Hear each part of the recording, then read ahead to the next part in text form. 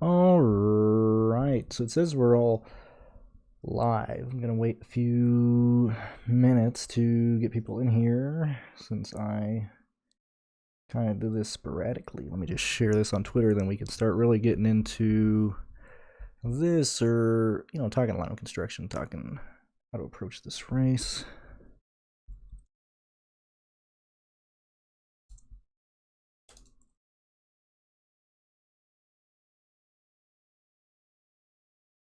Let me just get some things here, wait some people to pile in, and then I'll probably start listing off either some projections or how I'm building lineups. You know the drill. This is really early. I think this is the earliest I've been this week for doing this. Let me see here. So yeah, since I'm doing the solo, shoot any questions that you want, because I'm gonna need some help to not get annoyed at myself for repeating things, or actually put on a good show. Okay, we got that sent now. Let's see, that's there. Let me go to these. Okay, cool. I got everything pulled up now. And let me move that. Let me move this. One more thing there. So it's Kyle Busch week. Right now, I'll probably be 60-40 with Kyle, without Kyle. But that could easily change, and I was really aggressive on projections early in the week, and even when I made my projections, I ended up being real heavy on place differential plays. Let me actually hold on. Let me clear. Oops. Let me clear this because we're gonna need. Oops. Let's see, I'm gonna need that. I'm gonna need that. Let's see. Yeah. So Andrew, it's pretty easy to make a lineup without Kyle Busch. With Kyle Busch, it's still easy. Like, I was hearing people say, "Oh, you can't get good guys, or you can't make a good lineup with him," and I tend to disagree there. So I don't know if you guys are familiar with iRacing and the term pit party, when people are like, "We got a PP going on, big PP in the pits," or if you play good old Dead Rising back in the day. They have they call it prestige points. I'm going to use player pool. So that's what PP right here stands for. So I'm going to be nice and show you my PP for today. So let's go here. I think this will help me talk about people here. Creed Busch, where are we at? Busch, Purdy John, Johnny Sauter. And this is, I normally don't do this because I put this on Patreon, but I think it was important to bring it up today so you can at least see where I'm heading. I haven't made all my lineups yet. I'm still messing with a few, seeing where I need to fix that. That's Ryan Reed. Where did Ryan Reed come from, man? I thought I knew he was starting at Dega, but I didn't know he was running. No, he's not running at Dega. What the hell am I talking about? Whatever, it don't matter. So these guys are my player pool. The guys in green. These are the guys that I've ended up using so far, and I don't really see myself moving on. Let me move this here, just so you can see a little bit more. Then we can start looking at it. I want to see what it looks like here. But yeah, so like Ben Rhodes, for example, he's starting on the pole. There's arguments if Kyle Busch doesn't get through the field quickly, if John Nemechek can get through the field quickly, but they don't take the lead. I would imagine Rhodes and Enfinger are the two guys who are going to stay up there and lead a good portion of the race. First stage and a half. There's no competition caution this week for the Truck Series, so I think that bumps up Rhodes and Enfinger in terms of their possibility of going out there and leading laps. Matt Crafton's always been consistent at the short tracks, specifically you know, real recently. Like if you look at Richmond last year, finished second. If you look at Martinsville last year, finished fifth, 14th at Gateway. I mean, and he's cheap too. $8,700 is not killing you. And if you're building a lineup without Kyle Busch, these are the type of guys that I would probably fit in to be, you know, a tier 2 dominator or a secondary dominator. I'm still high on Sheldon Creed. I'm a bit higher than other people. Right now, Creed has worked his way into around 25% of my lineups. I'm only playing 14 today, and I have 10 made right now, so I'll probably make the last 4 after the show. Then obviously Kyle Busch right now, 60-40, so 6 lineups with him, 4 without him. I'm sure that'll probably even out to about 50-50. Pretty underpriced, 6,700. I like him a lot. He's worked his way into a lot of lineups. I like John Hunter Nemechek. The John Hunter Nemechek play is, it'll either go, you don't play Kyle Busch and you're paying up for somebody, and that somebody ends up being John Hunter Nemechek or Creed, or you can try and fit them together. I have one lineup with John Hunter Nemechek and Kyle Busch. It's really, really ugly. I'm like punting at the very bottom. Let's see, or did I delete that? I know I made one last night. Let me see. Yeah, okay. Yeah, it's pretty ugly, man. I got 3 punts in that lineup, and that's not the most satisfying lineups, I can tell you that much. Corey Roper, not much ownership going to him, so he's more of a guy that I just kind of put in there just because I needed someone who was, you know, lower on ownership. Chris Wright, obviously cheap. Chandler Smith, really cheap. Fogelman, really cheap. I mean, these are the pump plays that I'm going to be working with in the 20 things of that nature. Oh, I need to add Keith McGee to it because Keith has made his way into way more lineups than I thought he would be just because I'm using all my salary. But yeah, the Young Motorsports cars, I mean, everybody knows that they're going to be chalky, and, you know, those are the guys I'm building lineups with. Dawson Cram. Cram and Roper are the 2 guys that I'm using that I don't think are going to be owned very well, and I'm just trying to get off, or at least get that lineup different. Like those guys, if I have those in my lineups, I'm playing a lot of, you know, Sam Mayer, Derek Kraus, Chandler Smith, those types of guys. So if there's guys that have a lot of ownership, I'm using Cram or Roper to, you know, kind of leverage ownership there just to try and get different. Timmy Hill, I think Timmy Hill's a great play. Same thing with Sam Mayer. Let me go ahead and get my, yeah, Wes Pierce is going to be MIA for a while. He's taking a step back, so it's going to be me for a bit. I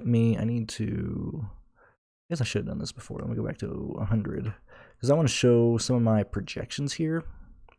And actually, I don't need those. I can just use these here. So actually, I could probably just use these.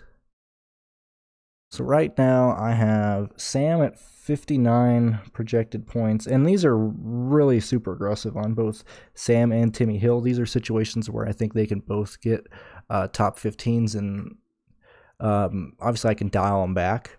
But this is where I would be at for these guys. I'll throw Ankrum in there. I'm not playing any Ankrum, but some people were curious about what I had as Ankrum's ownership last in the previous video. So obviously right now, between, you know, the main place differential guys in the back, I have Kraus at the highest. I probably need to bold this so you guys can see it better. So this is where I have the guys right now. Sam Mayer, I got him. I'm giving Sam and Hill, I think I'm giving Hill 15th and Sam Mayer 16th in situations to where I really do see, unless Hill has an issue with his car, unless Sam has an issue with the car, like these are 2 guys who should be able to cut their way through the field. We've seen the Hill Motorsports truck get extremely fast, especially last year, even with no sponsorship. I think, let me check if they have a sponsorship this week. But like I said in the video, these guys have had an off week. These guys technically have 2 off weeks since Timmy Hill took a break since the Atlanta accident, Las Vegas accident. They got in a wreck. Why is Twitter not working here? So I'm being very aggressive. Like if you wanted to be probably a bit conservative, I would do probably 44 Hill and maybe 43 for Sam, if you want to be. Why is Twitter not working? Is Twitter down? Twitter down again? Or did Timmy Hill just get suspended off of Twitter? What is going on here? Yeah, my Twitter is not working. Hold on. Anyway, so I'm not purposely like building place differential lineups. It just ended up being that I like Sam and Hill so much. They've just wandered themselves into a lot of my lineups. So the whole Sam situation is, and I'm quoting Sam Mayer here, back when Brett Holmes, or when they decided they wanted to go truck racing, he talked to Brett about it. And Brett responded, yeah, see, it's working on my app. I can't get it to work on my phone. Okay, yeah. So Timmy Hill has the hair club. That's what I thought it was. I wasn't sure if it changed. So obviously, he has a sponsorship. They've taken 2 weeks off, 2 or 3, however long it is. I know they skipped a race because they're the one employee that Hill has for his team, I think he was sick. I don't think he had COVID, but I know he wasn't feeling well, and that they wanted to wait till they got another sponsor on the car before they went racing again. So that's why we saw, the 56 car absent last time. Going back to Sam and the Brett Holmes truck. So obviously I've been high on Brett Holmes. He hasn't performed that well, or at least his finishes haven't been well. I liked how he was running in the Las Vegas race, like started almost dead last, was running around 19th, 18th, and then, cautions happened. He got caught up in that wreck in turns 1 and 2, so that hurt his finishing position. I just went blank on what happened in the previous race that he was in, but we need to talk about this to get a better understanding of the equipment. So, where are we at, man? Where are we at, Racing Reference?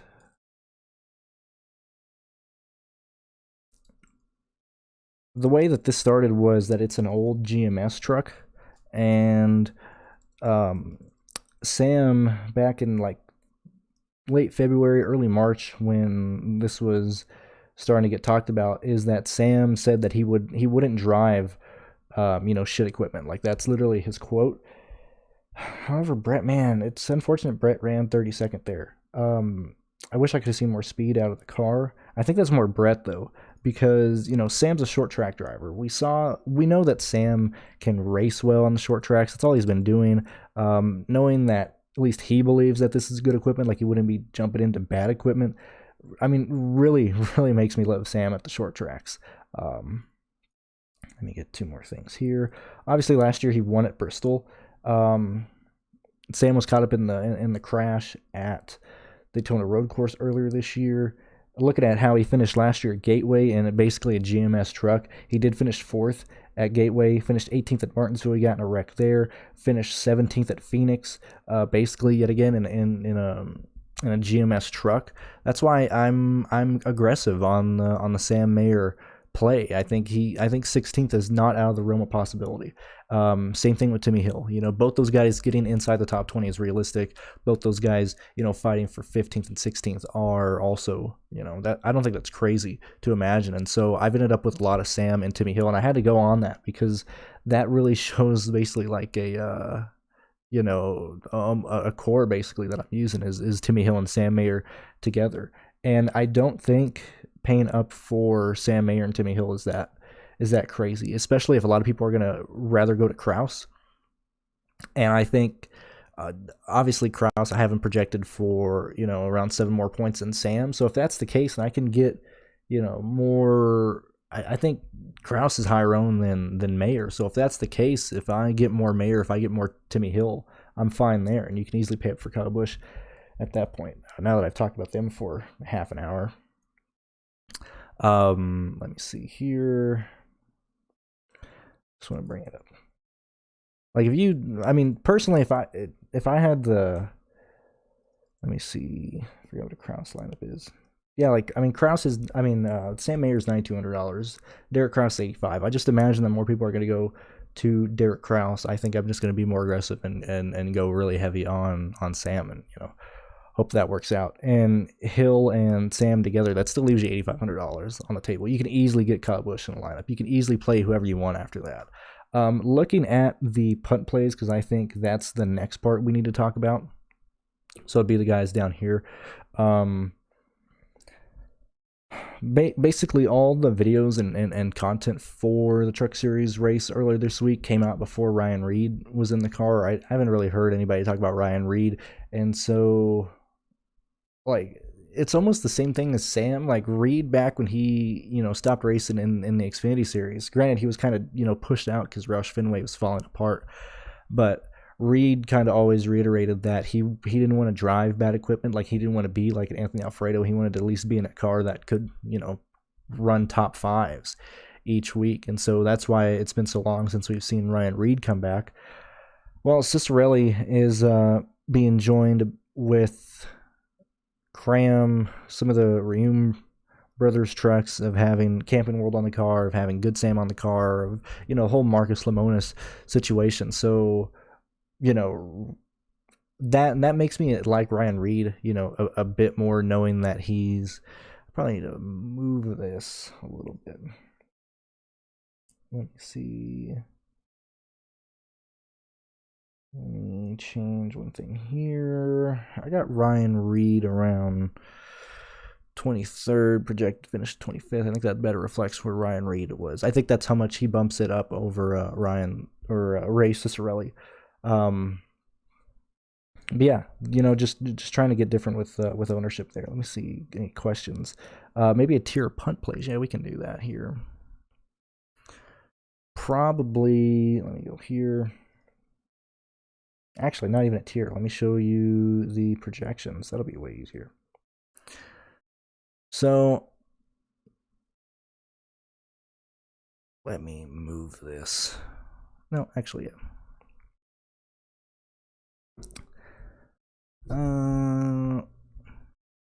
This will be better for the video. So who do I have here? Stay with me now.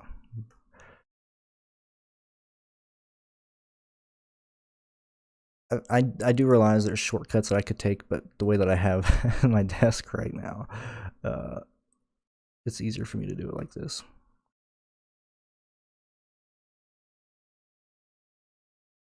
Krause, Sam, Hill, and Ankrum, because I do think Ankrum is a pretty bad play, and I have no.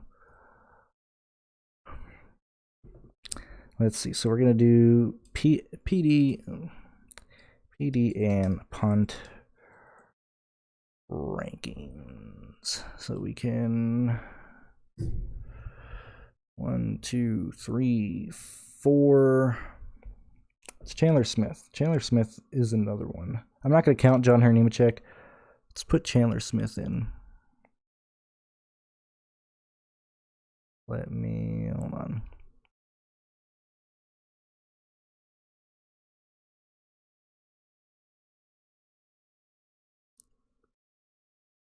I apologize. We're doing this pretty backwards, but if we're throwing, of course.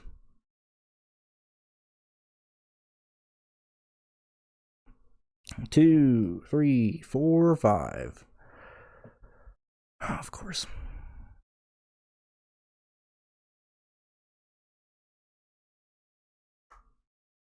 Why is it not? What the heck, man?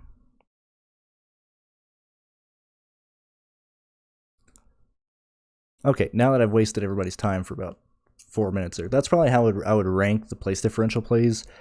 Let's see. I'm giving Chandler Smith. I totally forgot about Chandler Smith. So I'd give him, a top 10. I think I'm giving him 7th right now with some fast laps.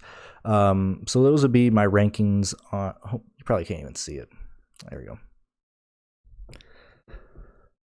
Those would be my rankings for, the place differential play. If I'm going to start ranking the I'm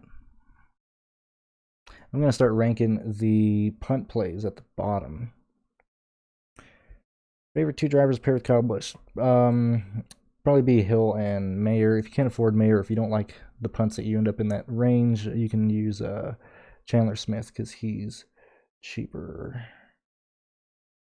Yeah, because Chandler Smith's $7,900. I just like Sam Mayer a lot. Let me get the punt plays ranked here.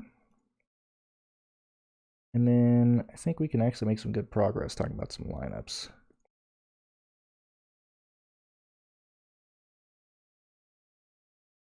And what do you guys? I'm considering punt plays anywhere under probably 5,300. So that's Ryan Reed, Howie, Rayum, Boyd, Fogelman, Wright, Benning, and Cobb. So let me see here. Try not to close it and move this over to my screen.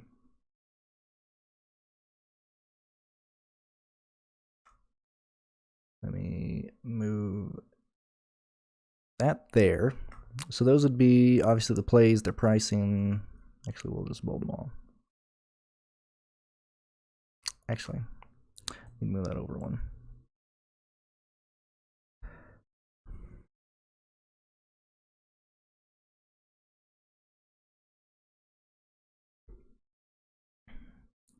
And then let me get my projections out. I'm sure it'd be easier just to show you all the projections, but I'm trying not to do that because there are plays that that's kind of why I have a Patreon, but I'm being nice because I'm by myself here. Who is my highest projected guy here? So actually, I'll just rank them all. I got Reed. I got Reed with 28. I have Howie 24. I got Reum with 10. We got good old Spencer Boyd with 24.45. So I'm giving him one fast lap there. I got Fogelman 28.45. I try and project a fast lap for guys that I think are going to get the lucky dog or get laps down, because typically they're farther at the end of the starting grid on a restart. So typically these guys can get like 1 or 2 fast laps in a race. So I always kind of project that. And where's Cobb at? Cobb is 2 and Keith McGee has 9. However, my ownership to Keith McGee right now, I have Keith in. I got Keith in 10% lineup, so that's only 2 right now. So obviously ranking these guys, I would do Fogelman and Reed are pretty even, but I give it to Fogelman there. Probably give it to Boyd because he's cheaper and he's projected very similar to Howie. And do that. Nope, I can't even count, my bad. 2, 3, 4, but very similar.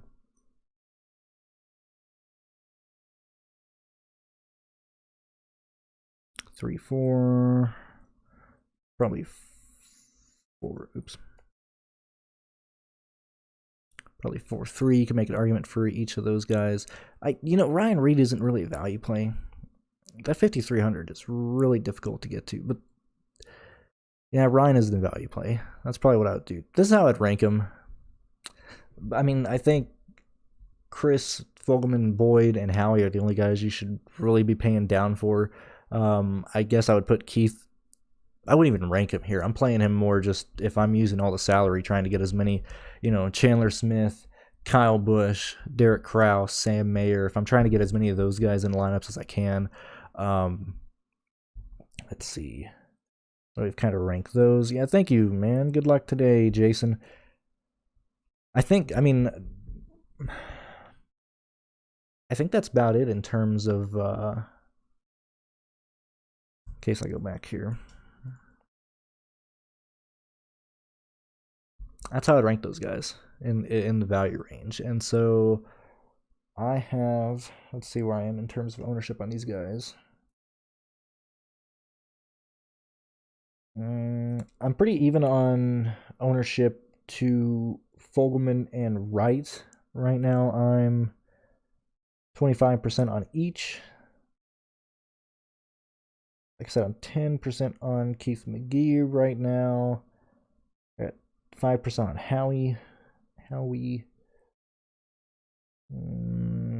Boyd, I have 5% of all of that. I'll probably go up. Boyd is probably my least played just right now because I think Tate and Chris Wright can outscore him. And for those $200, or for the $100 cheaper for Fogelman, $200 cheaper for Chris Wright. Hopefully you can see this. You can. Just for you know, just for the savings. That's why I would rank those guys similar. Let's see. Yeah, but yeah, that's basically how I look at it, Russell. Because if you notice, even last week in Martinsville, you saw BJ McLeod. Obviously, I know it's a different racetrack, but you saw BJ McLeod get a lot of fast laps, or more than he normally would. You saw a lot of the back markers get them just because they're at the tail end, and technically when the leader takes the green flag, they technically have a faster first lap under green than the leader. So that's why they always kind of sneak away with more fast laps on the shorter tracks than the 1.5 miles. And even with that said, guys in the back usually have 1 to 2 fast laps, even if they're a bad car. Like we've seen Jesse Owuji get them because he's either constantly the lucky dog and barely catching up to the field when they go green, or just because he's dead last in the grid, but he somehow ends up having a faster lap than everybody else just by the way the green flag cycle works right off of there. So that's why Boyd and Fogelman are projected for a fast lap each in this race there. Looking at, I'll move off of that for a bit. We'll come back. If I had to really rank, well, I mean, my rankings still really support where I feel. As I said, I'm pretty high on Creed compared to other people. I think he can win the race if Kyle Busch doesn't win. The 3 guys I would consider for a race win today at the end of the day would be Nemechek, Busch, and Creed. I think Rhodes and Enfinger are going to run top 5 all day. I think they'll pretty much be right on the cusp of leading. Like if Rhodes and Enfinger don't lead at the start, I don't see them leading for the rest of the day unless something catastrophic happens to Kyle. Same thing with Creed or John Henry Nemechek. They need a lot to happen late in the race. The only reason I'm targeting these guys is for, as I said, with no competition caution, I think they can, Rhodes, Enfinger that is, I think they could lead the first stage. And I would say Enfinger's probably going to have a better car through the entire race. Like Rhodes' only chance to lead is him keeping the track position early. Enfinger, for 2 reasons. One, because ThorSport, he's obviously been the best car for ThorSport, but I think he's going to arrive to the track really well. And as I just said in the race, or in the video yesterday or Thursday evening, is that he's just racing for wins. Like, he's not worried about a championship right now. Right now, he doesn't have plans for some of the races between now and the playoffs, so he doesn't even know if NASCAR is going to give him a waiver, which is dumb that NASCAR hasn't said anything. Like, it's weird that, if you break a leg, I guess you get a waiver. If you break your back, you get a waiver. But, under financial circumstances, it's getting harder for him to get a waiver. So that's pretty unfortunate there. Let's see, what else do we want to talk about here? Let me see. I have Kyle Busch walking away. I already posted. Did I post Kyle Busch here? I did not. I think that'll help give some context as well. Being quite nice today. I don't know if I'll do this tomorrow with the Cup Series projections, although I think the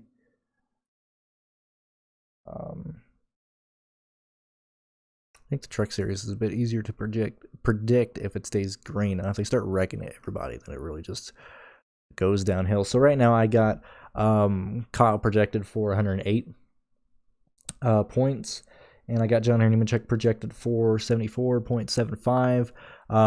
If Kyle, what is his pricing again? Was at 16.5. I think in my head that's like 88, 90, 92, somewhere around there for value. Like that's what he needs to hit 5x, and he doesn't need to hit it's wait a minute. Oops. Did that wrong. 16.5. Let me see. 82.5. So I was a bit high. So he needs around 82 points to hit 5x. I think if he does around 82 to 90, I don't think he's going to be optimal. I haven't projected him for less than that. I had Kyle projected for more. I had him for like 120. When I first started this, I've kind of dialed him down. It's hard for me to see a race where Kyle Busch doesn't score over 100 points.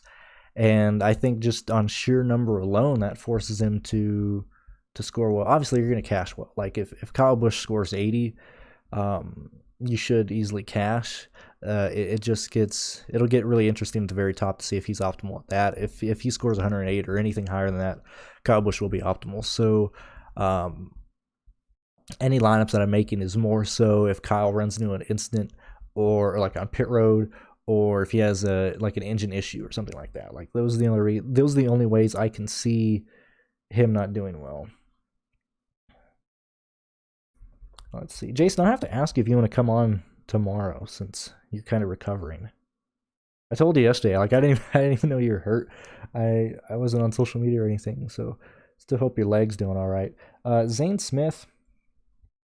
So if you look at Richmond last year, finished 11th. Martinsville finished 3rd. Gateway finished 7th. You know, I'm not liking what Zane Smith has, and $9,800 for people that I don't think are going to run that well. Even if you look at where do you run at the road course? Daytona road course, not making his case look any better. 19th fastest at the road course, finished 16th.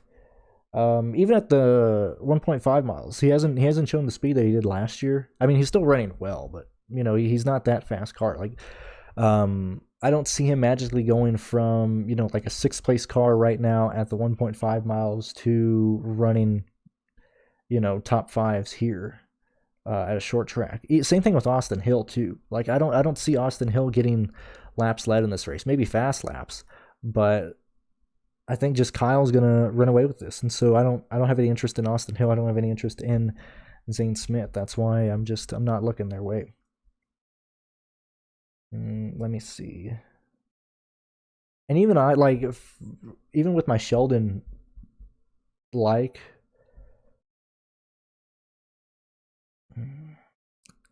I would not play Sheldon Creed in a single entry, or if I was like making 3 lineups, I don't think I'd get to Sheldon Creed.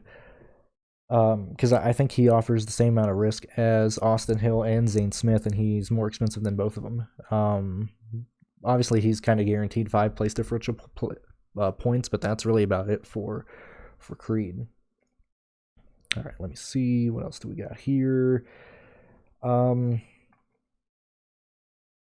me see. I think I've talked about everything that I wanted to talk about. Chandler Smith, like I said, probably second best place differential play. Chandler Smith should be the highest owned driver here, and I don't think he will be. I mean, you could play him in whatever lineup you're playing with, and I don't think it's stupid to play the place differential plays. Like I know I have him ranked well, but they can all work with Kyle Busch. Like, it's not like I'm sacrificing place differential, or it's not like I'm sacrificing dominator points for place differential plays. I mean, so far my optimizer is just liking, you know, place differential plays with Kyle Busch, and I think that's, you know, going to be a probably like 30% chance that's going to be how the optimal lineup is made, unless Rhodes or Enfinger or one of these guys outside of Kyle can lead a good chunk of the race. Then obviously it'll change. But if Kyle is optimal, I think it's going to be a lot of the place differential plays. I've heard a lot of people like Brett Moffitt. I'm still not on him. I don't like the truck. Don't like what he's bringing here. If Kyle Busch, if Kyle Busch, certainly if Kyle Busch wrecks, yeah, those lineups are done. Which is why, you know, I'm 60-40 right now on Kyle. And the reason I'm playing so little of Kyle, if I think he's going to be popular, is like, if everybody's going to, not everybody, but say if Kyle, from what I'm hearing, like if people are playing, you know, 2 lineups, everybody's saying, well, if you're playing 2 lineups, play one with Kyle Busch, play one without Kyle Busch. And so if the field is already kind of 50-50, if I kind of bump it up to where I'm 60-40, I'm fine with that. So if Kyle is optimal, I can just worry about building lineups that have like one low guy. Like if I let me change it. My Kyle Busch lineups are built to try and be not duplicated. So I'm not playing chalk plays with Kyle Busch. All my Kyle Busch lineups have, you know, 1 to 2 low owned guys to try and get different. I don't see a reason to play a lot of Kyle Busch lineups with guys who are going to be high owned, because I'm trying not to get duplicated lineups. You know, if they don't cash or if they miss the mark on top, I'm fine with that. That's the that's the risk I'm happy with. Now the ones that aren't with Kyle Busch, I'm fine because yeah, Jason, I don't think that's a bad play. 80% Kyle Busch. I think people are not going to be. He might not come in over 45. I think there's people hesitant to play him. So we'll just have to see. We'll see how it goes. We'll see how it goes. But yeah, if Kyle Busch wrecks, I mean, all those lineups are done because you're having to sacrifice so much. You're playing a lot of. You're doing at least two punt plays. Danny Bone is interesting. I have him in lineups, but man, I don't like the play. I hate playing drivers based on, if I just get that amount of money left in a lineup. Him at $5,700, I've landed on him twice because I've ended up with that much and I haven't needed to punt down. I don't have a whole lot of confidence in Danny Bone. His outcomes really vary depending on what type of race this is. Obviously, it's a short track, so maybe bump him up a little bit, but we saw him at short tracks last year. Some he was great at, some he wasn't. Off my mind, Gateway he did well at. So Richmond last year finished 7th. Gateway last year finished 7th. Or, my bad. Richmond last year, 33rd. Gateway, no, hold on. Richmond last year, 33rd. Martinsville last year, 7th. Gateway last year, 16th. So maybe people see him as a top 15 play, so $5,700 wouldn't be bad. However, I think there's so much risk with Danny Bone. Like I can see him finishing 16th. I can see him finishing 27th. I suck at predicting how Danny Bone's gonna do. I guess so that's why I brought him up. But I suck with projecting Danny Bone. I can never get him. I can never get on him when I need to. Let me see. That's my thought. A lot of talk about price. If we get him over, yeah, I'm gonna be over the weight on, or I'm gonna be over the field on Kyle Busch, and I don't think it's that hard to really do. Now, see, I don't gamble because it's not legal in Texas, so I don't. I'm certainly not good on knowing how good of a bet that is. Like for me, like anytime I've gone to like horse races and stuff, because I can do that in New Mexico. I usually never pick the favorite. I usually go either the second favorite or third favorite if I kind of want to make it money back. Otherwise, I'm just throwing like $2 on like an 8-1 horse. So that's my experience. So don't ask me about betting. Ask Ryan. DM Ryan for betting advice or betting opinions, because that would I think that'd be a much better use of your time. Let's see. Bone had electrical problem. Yeah, see, like everybody could have electrical issues.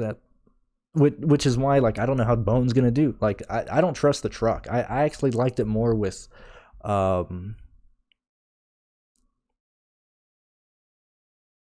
Pool in it. I couldn't remember who used to drive it.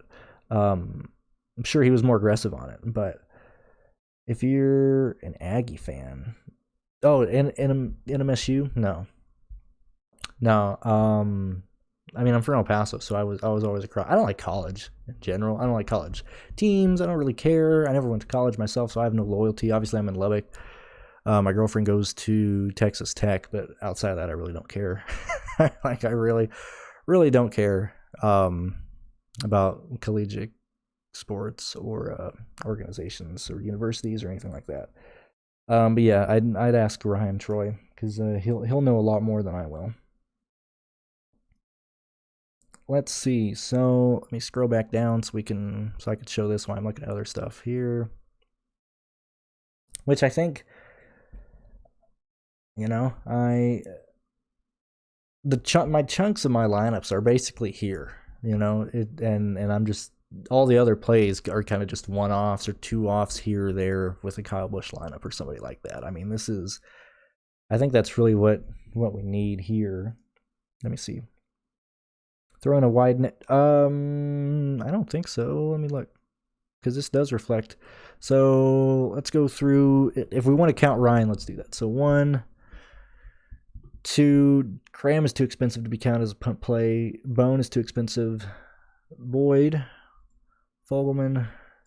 and Wright. So, you know, 5 isn't that crazy. You know, I think that's how you should play. Like with me having, you know, gonna end up with 14 lineups.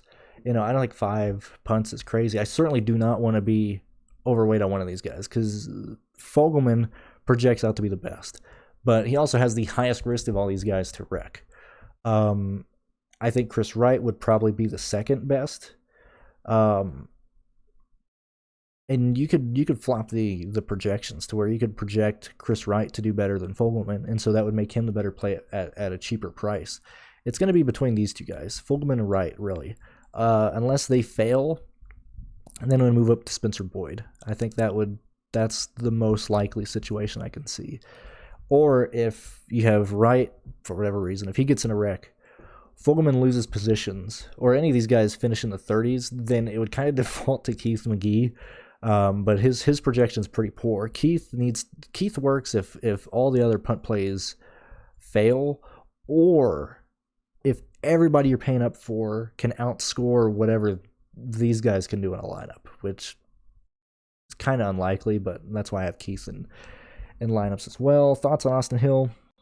No, you're good, no, you're good, man. I like the campus. Texas certainly has a nice campus. And I like Lubbock. It's a pretty small town, or it feels like that, and I really like that. Thoughts on Austin Hill? Kind of already went over him. This still kind of reflects how I view him. He'll probably, I think, so if Rhodes and Enfinger, if I see them running 4th and 5th the whole race, after John Henry Nemechek, Kyle Busch, after those guys get up there, I would imagine that Hill and Smith kind of run 6th and 7th all day. Maybe. I mean, I could whiff on this as well. I could be wrong. Some people are liking Austin Hill here, and say if Austin Hill gets the lead and he only leads, let me go over here. Let me look here. So let's say I'm nice with Hill, because I don't have him projected for any laps led right now.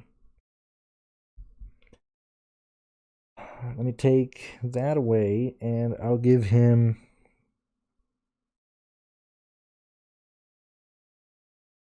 even on a great day for Austin Hill, I think he's going to score like 54 points. And unless other guys are just having a horrible day, I don't think 54 points gets optimal. It could score well, which I've said more of this week, that I think people forget that there's more than just one position, or there's more than just one lineup. Obviously, you know, like 20% of the GPP gets paid out. You know, so just because you don't have the number one scoring lineup, if you got a lineup that finishes within the top 5% of the GPP, you're going to be fine. Or even if you min cash, you know, you're not losing any money. I think that's he's really expensive, man. For 10-1 for a guy that you know, on like a great day, project for like 54 points. You know, I think he could be outscored by Enfinger. I think he could be outscored by Zane Smith. Even like if these guys, if Hill and Smith, you know, both have okay days, Smith is going to outscore Hill just based on where he's starting. So that's why I'm not really high on Austin Hill here. Let's see. Any last questions or any last things you guys want me to look at or talk about? Because, I mean, I think this is the main thing here. You can see this okay on your screen. I assume you can't. Maybe I should have bolded that the whole time. But that's how I would look at it. Let me see. Fogelman. Yeah, I think Fogelman's going to be the chalk, and he's either going to work or he's not. And so that's why I'm kind of, you know, kind of like Jason said, I'm kind of casting a wide net, although I think, you know, I think I have 5 guys if you count Keith in there. But Wright is probably my highest owned by like 1 or 2 lineups at the end of everything. It's going to be one of these guys. I see it's Chris, Fogelman, or Boyd. Maybe it's both. Maybe if you're paying up, if you're double punting for Fogelman and Wright, maybe that's the way to go. But it's hard for me to imagine that one of these 3 guys is not optimal, and it's not difficult to see a situation to where 2 of these guys are optimal. because I had lineups like that to where it would want Kyle Busch, 2 of these guys, and then just either place differential or somebody like Enfinger if I project him to lead laps. One last thing, I do want to bring that up. So I'm giving road. Let me look. Give me a second here. So we have Rhodes at $8,300. I'm giving him 38 laps led and 12 fast laps. If I go any higher on that, like if I project him to really walk away with the race, the optimizer just wants to throw Ben Rhodes into every single lineup.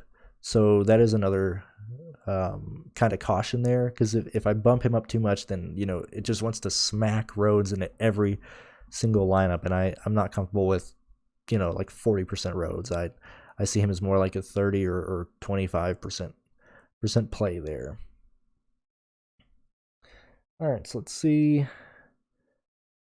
Fucking John, go heavy on John Henry Nemechek. Yeah, I don't blame you.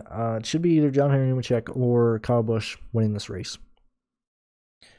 Like, going back to it, for example, my Kyle Busch and John Henry Nemechek lineup has, let's see, John Henry Nemechek, Kyle Busch, triple punt. Yeah, that's a triple punt. Triple punt play for those guys. All depends on how the race goes. How much Roper do I have again? Right now I have him in...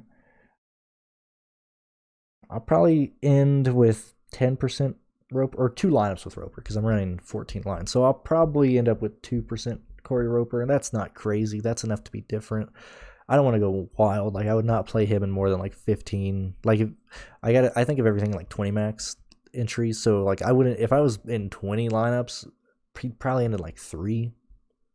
I don't see any reason to really go crazy on Roper. He's just a guy that I don't think people are going to be on. And so, say if I get Roper at like 9 to 5, maybe that's a bit.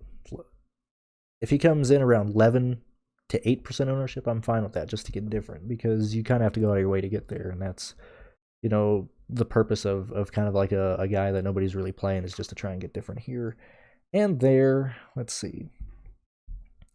I think that's about it, really. I'll give it a few more minutes to see if there's any other questions, but I think that's how it's going, and I think it's really important to put these up there so you can really see. So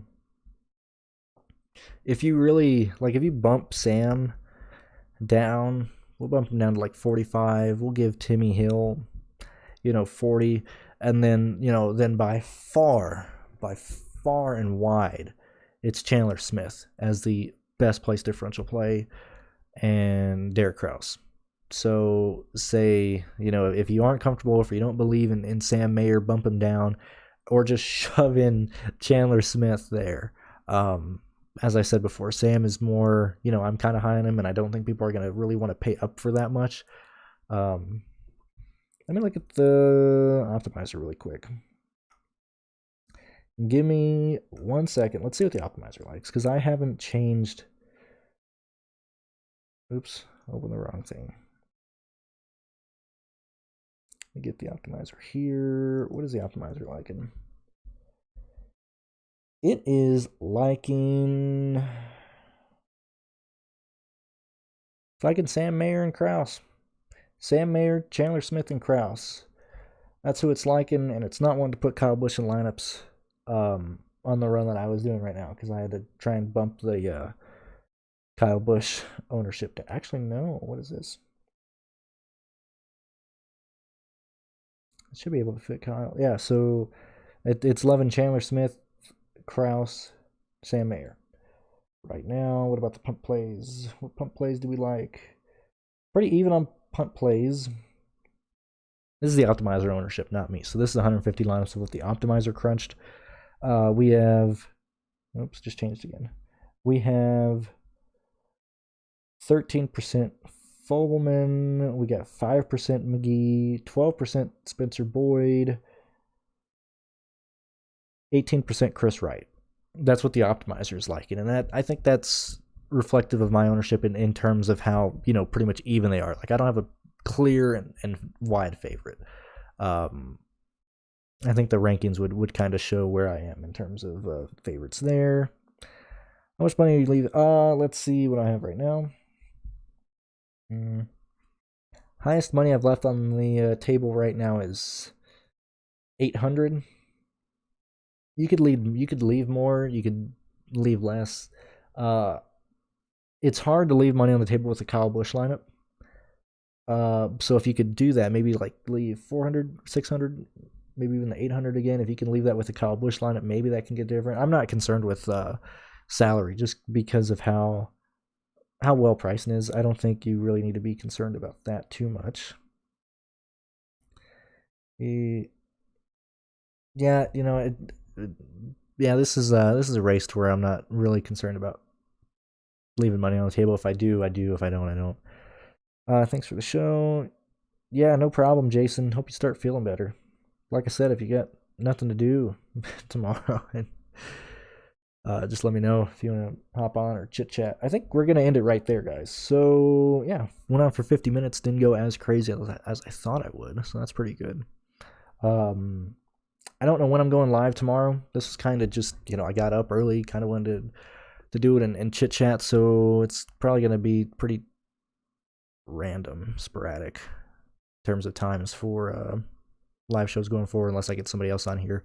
Then I can kind of organize well there. But yeah, no problem. Thank you, Choi. Thank you, Jesse, for watching and still enjoying it. I always assume I'm gonna do a horrible time. That's why I like recording, because then if I don't do a good take, I can delete it and then do it all over again. But yeah, we're gonna end up there, guys. So thank you guys for watching. Good luck today, and yeah, good luck everyone. Thanks for chilling and hanging out with me early in the morning. I appreciate it.